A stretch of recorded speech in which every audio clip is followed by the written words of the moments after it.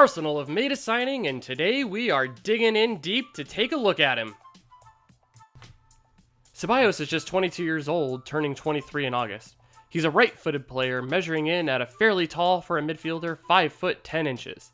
He isn't very big at just 154 pounds, and that might be something to watch as you get used to the Premier League, but I think that he'll be able to handle it just fine.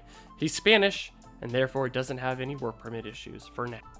Ceballos started his career with Real Betis, breaking in as a teenager.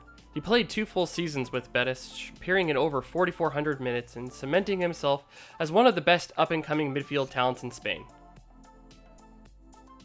In July of 2017, he made the move to Real Madrid for a reported fee of 16.5 million euros.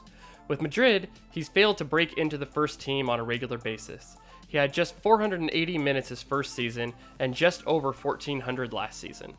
That brings us to his current move, where he will be coming to Arsenal on loan in search of additional playing time in a move that should be beneficial to both parties.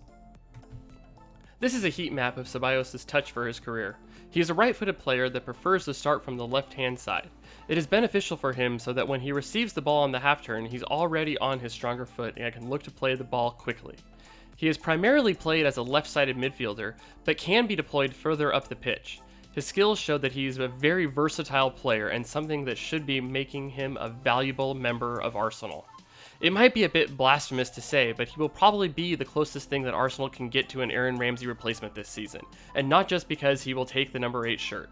With Arsenal in 4 competitions next season, there'll be plenty of game time to go around for all of Arsenal's midfielders, and Arsenal need to find a way to replace the 1,800 minutes that Aaron Ramsey played.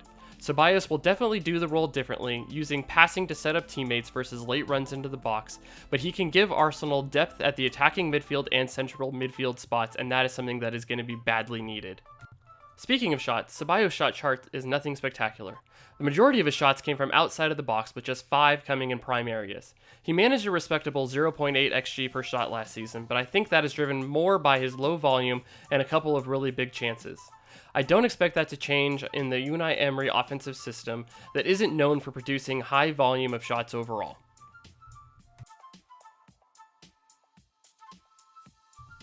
Ceballos' best skill is his passing ability. Based on the location that he passed the ball and the targets that he chose, the average player would have completed around 84% of his passes according to my expected passing model. Ceballos completed over 92%. He is also very good at passing the ball under pressure. He is very good at finding creative ways to still advance the ball when pressed, and that is something that is going to be hugely valuable for Arsenal, who found themselves pressed often last season, and allows them to create chaos for the defending teams. His mix of passing is pretty balanced, but weighted slightly towards playing the ball forward.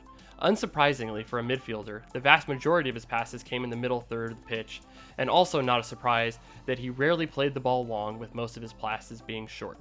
Overall, he managed to come out very well in my offensive value-added statistic, producing positive ratings in all 3 categories.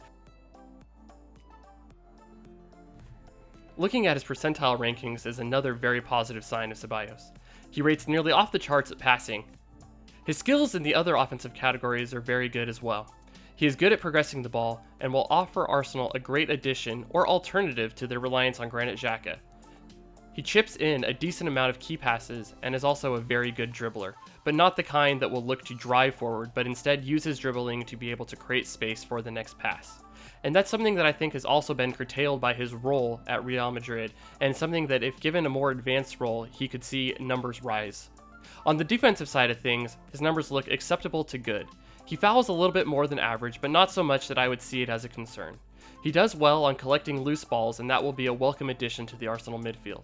On defensive action, he is a much more of a tackler over an interceptor, but that's something that I think will fit in well with the way that Emery looks to build his team.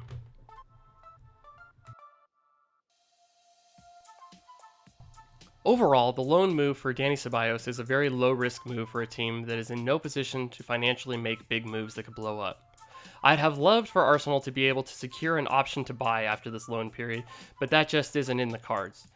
That also doesn't mean that a purchase is out of the question. We saw something like this happen with Mateo Kovacic last season in Chelsea, and they ended up making a purchase for him this season. So if things go well, it is something that could happen for Ceballos as well. This also eliminates the downside risk. If Ceballos cannot adapt to the Premier League, Arsenal are not stuck with a player on a high wage that would have trouble moving on like so many of their current players. And that is something that I think can't be overlooked at a time like this.